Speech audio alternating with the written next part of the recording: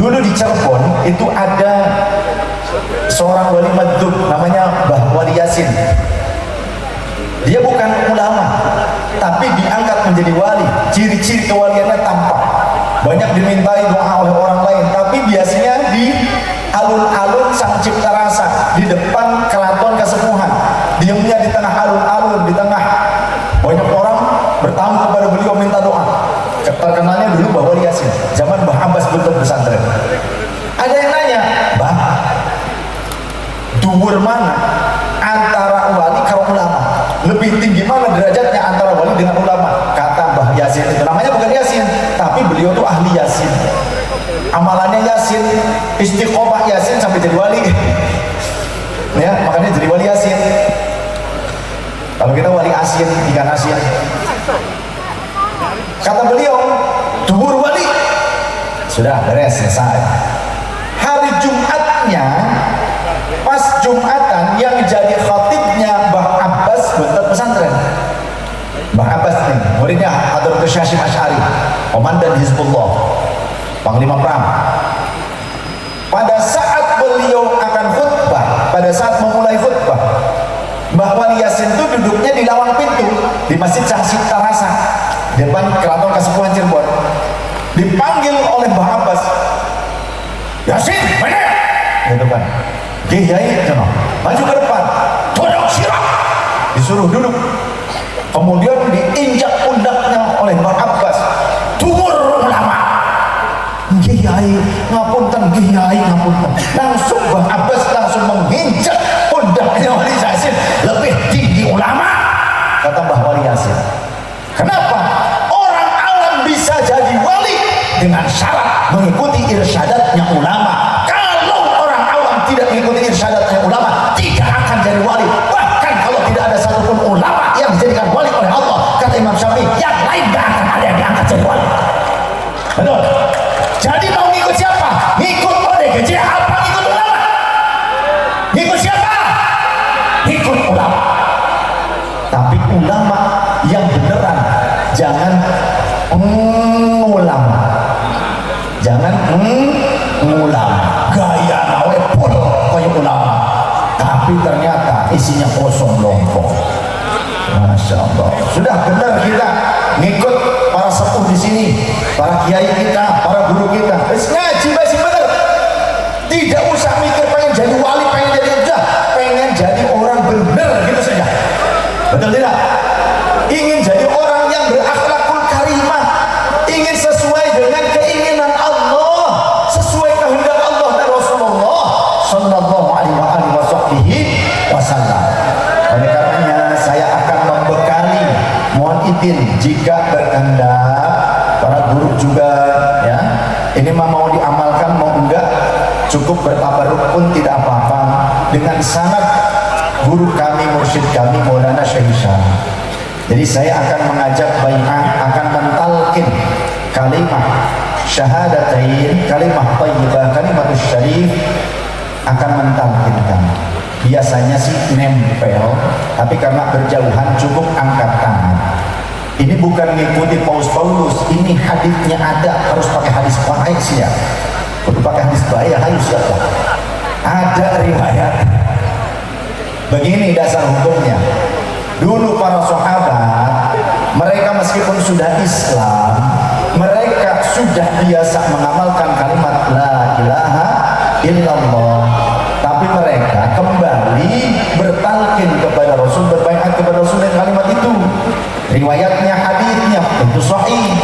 Kunna 'indan Nabi sallallahu alaihi wasallam. Suatu saat kami sedang berkumpul bersama baginda Nabi sallallahu alaihi wasallam. Faqala, kemudian Rasul bertanya, hal fikum gharibun? Apakah ada orang yang tidak kalian kenal? Maksudnya ayat ahlul kitab, orang-orang kafir ada tidak di antara kalian? Tidak ada ya Rasulullah, kami sudah Islam semuanya. Maka kemudian baginda Rasul sallallahu alaihi wasallam beliau memerintahkan ya ghalqil bab. Fa amara bi ghalqil bab, beliau memerintahkan untuk mengunci pintu. Kunci pintu katanya. Wa qala, dan beliau berkata, irfa'u aydiyakum, angkatlah tangan kalian. Wa qulu, dan ucapkanlah la ilaha illallah. Farafa'na aydiyana sa'atan, maka kami mengangkat tangan dalam sejenak. Wa Rasulullah SAW, dan bagi Rasulullah menurunkan tangannya, ya, yadahu tsumma qala, dan kemudian beliau berkata, alhamdulillah, Allahumma ba'athani bihadil kalimat, ya Allah, segala puji bagi Engkau, Engkaulah yang telah memerintahkan aku, yang mengutus aku dengan membawa kalimat ini, wa amartani biha, dan Engkau yang telah merintahkan aku dengan membawa kalimat ini, mengajarkan kalimat ini, wa wa'adtani 'alaiha, dan Engkau yang telah menjanjikan kalimat ini mendapatkan al-jannata, surga, wa innaka la tukhliful mi'ad, dan sesungguhnya Engkau tidak pernah ingkar janji. Tsumma qala, kemudian Rasulullah berkata, absyiru, berbahagialah kalian wahai umatku, fa inna Allah azza wa jalla qad ghafara lakum, sesungguhnya Allah azza wa jalla telah mengampuni dosa-dosa kalian. Semoga setelah talqin kalimat ini semua dosa kita rontok, amin.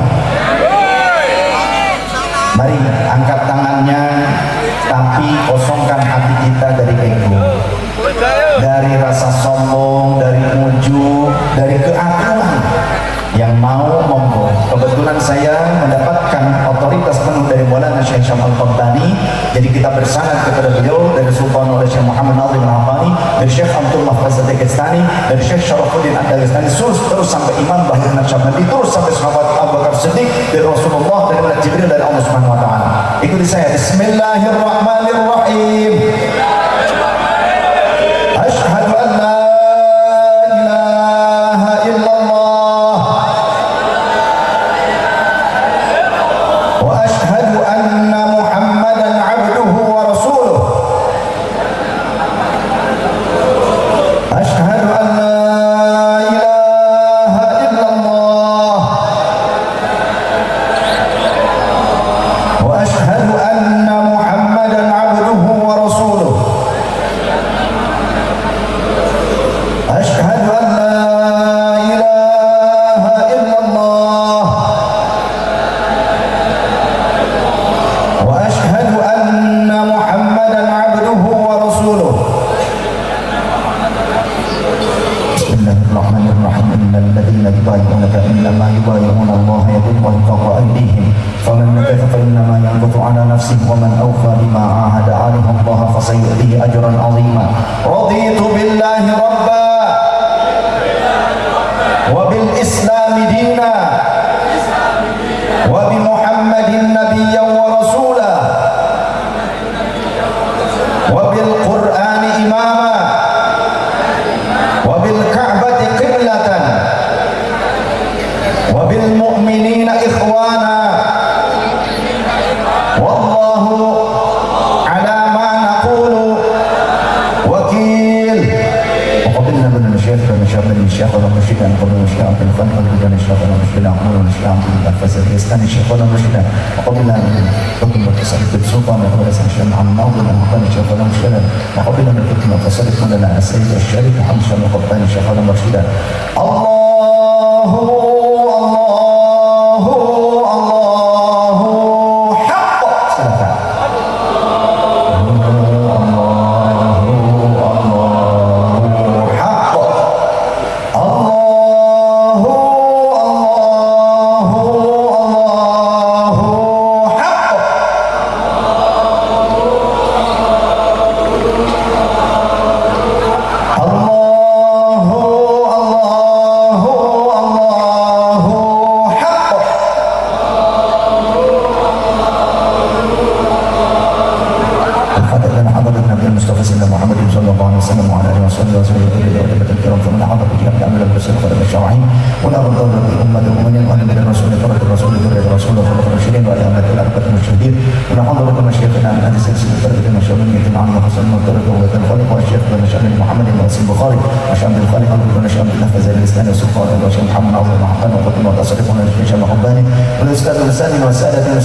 الفاتحة.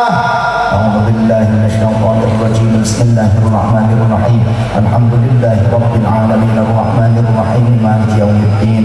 إياك نعبد وإياك نستعين اهدنا الصراط المستقيم صراط الذين أنعمت عليهم غير المغضوب عليهم ولا الضالين. Amin.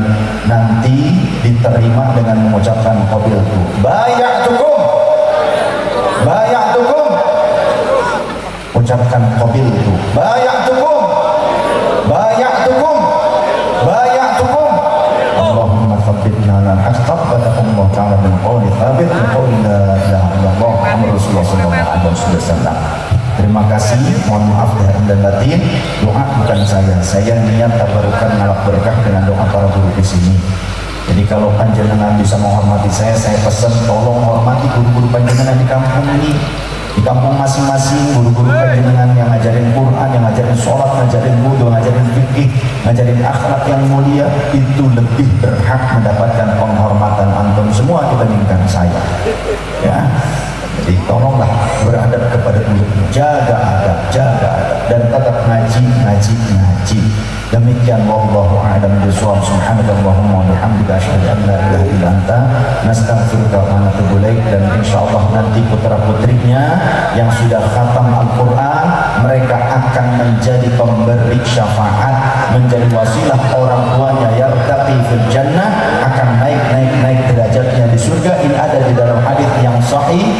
Di antaranya dalam Mu'jamul Awsat karya Imam At-Tabarani, bahwa nanti orang tua dari si anak yang hafal dan mengamalkan Quran, mereka akan dipakaikan pakaian yang tidak bisa dihargai dengan dunia, langit dan seisinya. Pakaian itu membuat mereka menjadi mulia, dan mereka kemudian naik derajatnya.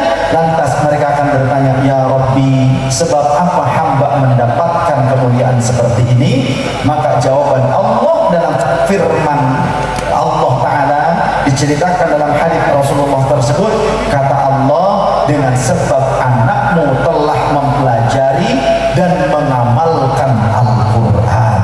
Alhamdulillah, Masya Allah.